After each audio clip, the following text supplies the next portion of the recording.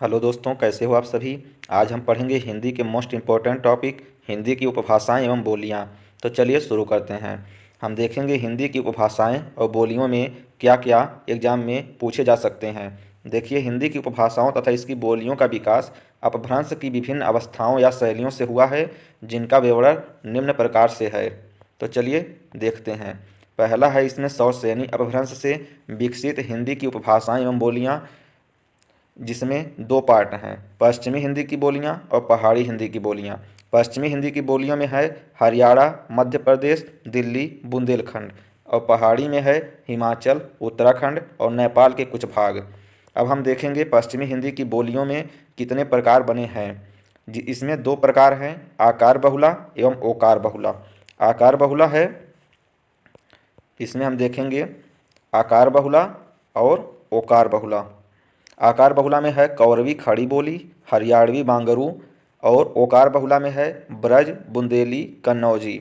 विद्वानों के अनुसार दक्खनी हिंदी भी पश्चिमी हिंदी वर्ग की बोली है।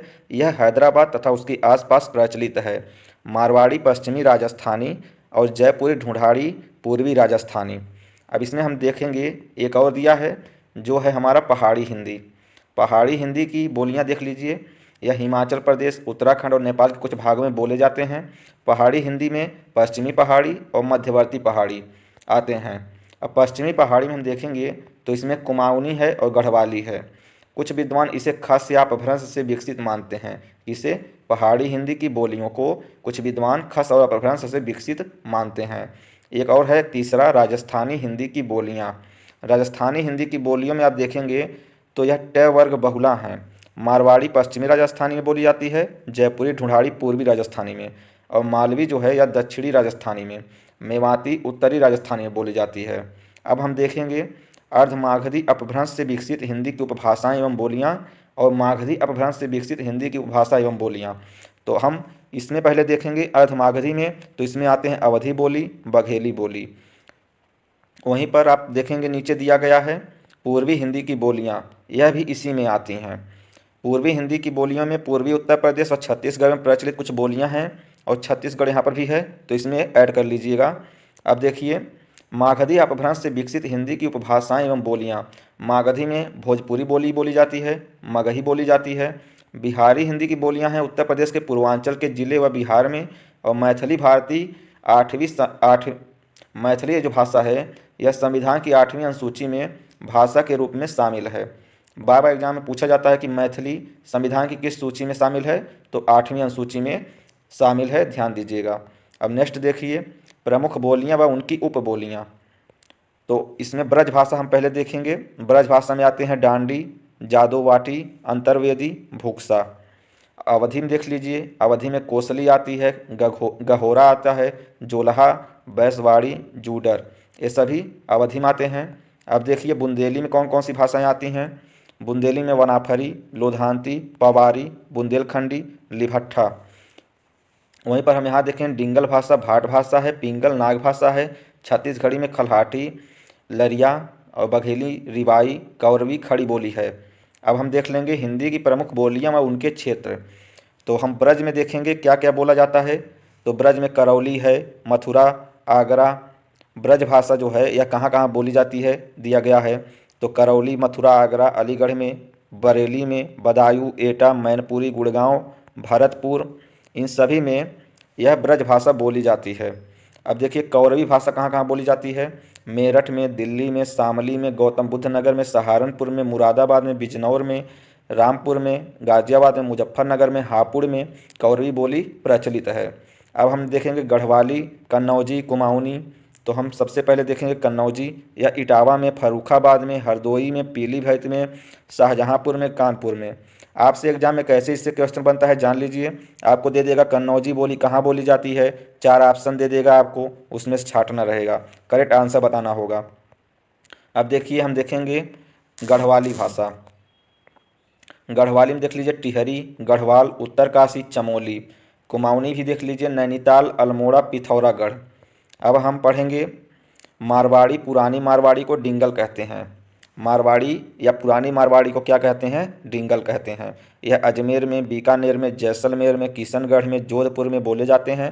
अब मालवी देख लीजिए, या देवास में, उज्जैन में, प्रतापगढ़ में, रसताल में, इंदौर में बोले जाते हैं। अब नीचे आपको देखना है दक्षिणी हिंदी। दक्षिणी हिंदी कहाँ कहाँ बोली जाती है, तो बीजापुर में, गोलकुंडा में, हैदराबाद में, अहमदनगर में। अवधि का क्षेत्र देख लीजिए, सुल्तानपुर, प्रतापगढ़, अयोध्या, लखीमपुर खीरी, बहराइच, गोंडा, बाराबंकी, लखनऊ, सीतापुर, उन्नाव, यहाँ यहाँ और जौनपुर के कुछ भागों में भी अवधि बोली बोली जाती है। नेक्स्ट देखेंगे भोजपुरी कहाँ कहाँ बोली जाती है, तो भोजपुरी आप देख लीजिए गोरखपुर में चलता है, भोजपुर में, शाहाबाद में, पलामू में, छपरा में, चंपारण में, चंदौली में, जौनपुर में, आजमगढ़ में, बनारस या वाराणसी कह लीजिए, बलिया में, गाजीपुर में, देवरिया में क्या चलता है, भोजपुरी। नेक्स्ट है बघेली, या मंडला में, जबलपुर में, रीवा में, मिर्ज़ापुर के कुछ भाग में बघेली बोली जाती है। अब हम देखेंगे प्रमुख बोलियां तथा उनके नामकरणकर्ता। क्वेश्चन बनते हैं कि यह बोली के नामकरणकर्ता कौन हैं, तो आप देख लीजिए कौरवी भाषा के नामकर्ता हैं राहुल सांकृत्यायन। खड़ी बोली के नामकर्ता हैं लल्लू लाल व सदल मिश्र। यह साहित्यिक नाम है, खड़ी बोली कैसा है, साहित्यिक। नेक्स्ट देख लीजिए ब्रजबुली, यह ईश्वर दास ईश्वर चंद्र गुप्त ने दिया है इस नाम को। राजस्थानी ग्रियर्सन ने दिया है, डिंगल बौंकी दास ने दिया है, बिहारी ग्रिहर्सन ने दिया है, भोजपुरी भाषा रेमंड ने दिया है, मैथिली कोलब्रुक ने दिया है। यह नामकरणकर्ता हो गए सभी बोलियों के। अब देख लीजिए हिंदी की बोलियां व उनके स्वरूप। हिंदी की बोलियां व उनके स्वरूप में अगर हम देखेंगे तो दो और एक, यह तीन है इसमें, ओकार बहुला, आकार बहुला, इकार बहुला। ओकार में अगर हम देखेंगे तो इसमें ब्रजभाषा, बुंदेली, कन्नौजी, मारवाड़ी, कुमाऊनी, गढ़वाली, मलावी है। अगर हम आकार बहुला में देखेंगे तो कौरवी है, दक्षिणी है। इकार बहुला में केवल एक भाषा है, भोजपुरी। बहुत इंपॉर्टेंट क्वेश्चन है, आपके एग्जाम में बार बार यह पूछे जाते हैं, इसलिए आप इसे ध्यान दीजिएगा। नेक्स्ट है ब्रजभाषा की सामान्य विशेषताएं।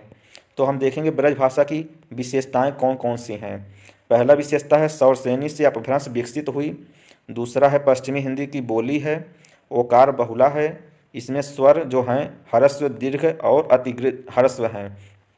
र का उच्चारण प्रायः न के रूप में होता है। कैसे हम लोग कहते हैं, शरण को क्या कहते हैं हम, शरण, तो र के स्थान पे हम न का उच्चारण करते हैं। अब देखिए स के स्थान पर केवल स प्रयोग होता है। इन दोनों स के स्थान पे हम सीधे सीधे ए वाला स बोल देते हैं। अब देखिए अंगा के उच्चारण स्थान र के रूप में होता है। र कहिए या र कहिए, आप लोग उच्चारण थोड़ा हो जाता है। आगे देखिए ए और मूल स्वर हैं, ए और जो है मूल स्वर हैं, अविपरीत ध्वनि है। एग्जाम में बार बार आपसे यह क्वेश्चन पूछा जाता है, इसलिए आपको ध्यान देना है, स्क्रीनशॉट ले लीजिएगा। आगे देखिए कौरवी खड़ी बोली की विशेषताएं। अभी हमने देखा है क्या, ब्रजभाषा की विशेषताएं। अब हम देखेंगे कौरवी खड़ी बोली की विशेषताएं। तो सौरसेनी अपभ्रंश से विकसित हुई है, पश्चिमी हिंदी की बोली है, आकार बहुला है, स्वर में ह्रस्व और दीर्घ है, अर्धविवृत ध्वनि या स्वर है।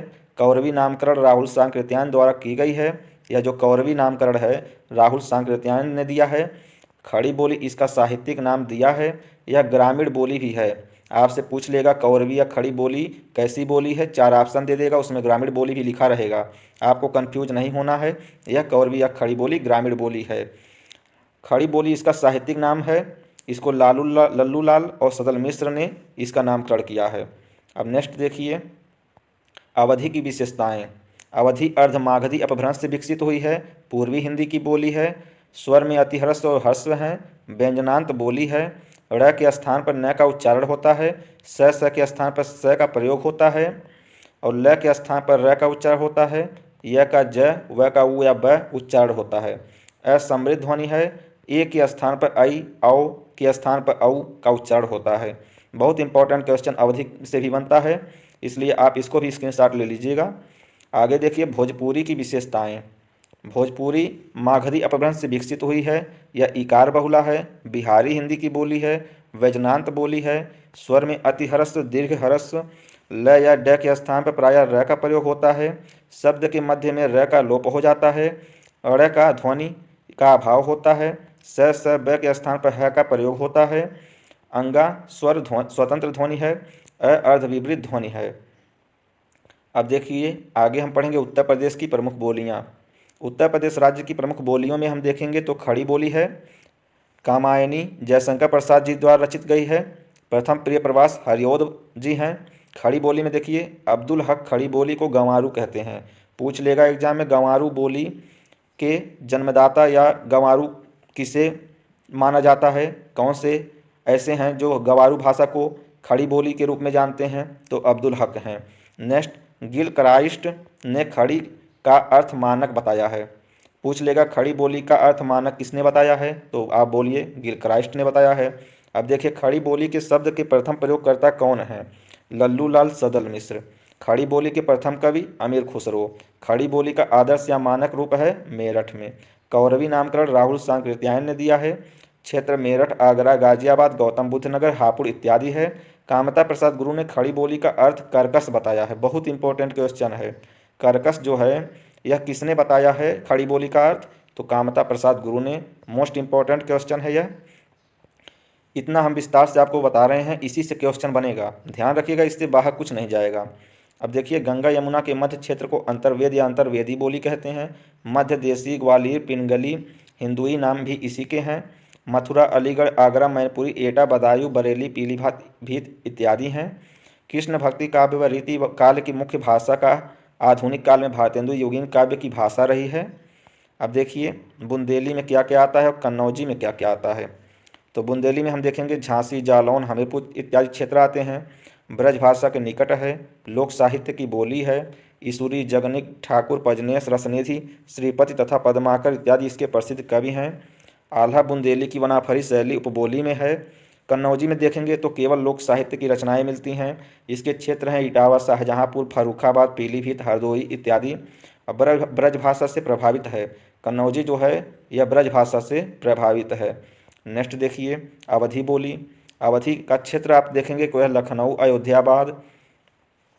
अवधी का क्षेत्र हम देखेंगे तो यह लखनऊ, अयोध्या, प्रयागराज का कुछ भाग, प्रतापगढ़, उन्नाव, रायबरेली, गोंडा, बस्ती, बहराइच, बाराबंकी, सुल्तानपुर, जौनपुर का कुछ भाग, मिर्ज़ापुर का कुछ भाग भी इसमें आता है। यह फिजी देश में भी बोली जाती है। बहुत इंपॉर्टेंट क्वेश्चन बनता है कि अवधी भाषा किस देश में बोली जाती है। 4 ऑप्शन दे देगा, उसमें फिजी देश भी दे देगा, आपको भूलना नहीं है, अवधी फिजी देश में भी बोली जाती है। इसके कवि हैं तुलसीदास, अग्रदास, जायसी, कुतुबन, मंझन, नूर मोहम्मद, त्रिलोचन शास्त्री इत्यादि। महाकाव्य में अगर देखेंगे तो रामचरितमानस भी अवधि में लिखा गया है, पद्मावत भी अवधि में लिखा गया है। बस यहाँ पर अंतर है, रामचरितमानस परिष्कृत अवधि में है, पद्मावत ठेठ अवधि में है। बहुत इंपॉर्टेंट क्वेश्चन बनता है। आगे देखिए भोजपुरी। भोजपुरी में अगर हम देखेंगे तो हिंदी प्रदेश में सबसे अधिक बोली जाने वाली यह भाषा भोजपुरी है। सूरीनाम, फिजी, मॉरिशस, गुयाना एवं त्रिनिदाद देशों में भी यह बोली जाती है भोजपुरी। भिखारी ठाकुर शेक्सपियर भोजपुरी के भारतेंदु कहे जाते हैं। उपबोलियां हैं जो उत्तरी भोजपुरी, दक्षिणी भोजपुरी, पश्चिमी भोजपुरी, नागपुरिया, परिनिष्ठित भोजपुरी, दक्षिणी भोजपुरी को कहते हैं। इसमें क्षेत्र देख लीजिए गोरखपुर, वाराणसी, मिर्ज़ापुर का कुछ भाग, देवरिया, बलिया, गाजीपुर, चंदौली, आजमगढ़, मऊ तथा जौनपुर व भदोई के कुछ भाग आते हैं जो भोजपुरी बोलते हैं। और इसमें कवि देख लीजिए तो कबीरदास, चरणदास, धर्मदास, धरणीदास, शिवनारायण, भिखारी ठाकुर, मनोरंजन प्रसाद सिन्हा इत्यादि हैं। फिरंगिया के लिए मनोरंजन प्रसाद सिन्हा तथा विदेशिया के लिए भिखारी ठाकुर प्रसिद्ध हैं। इसका सेकंड पार्ट हम जल्द ही पढ़ेंगे। अगर हमारे चैनल पर आप नए हैं तो सब्सक्राइब जरूर कीजिए ताकि हमारी वीडियो आपसे मिस ना हो। धन्यवाद।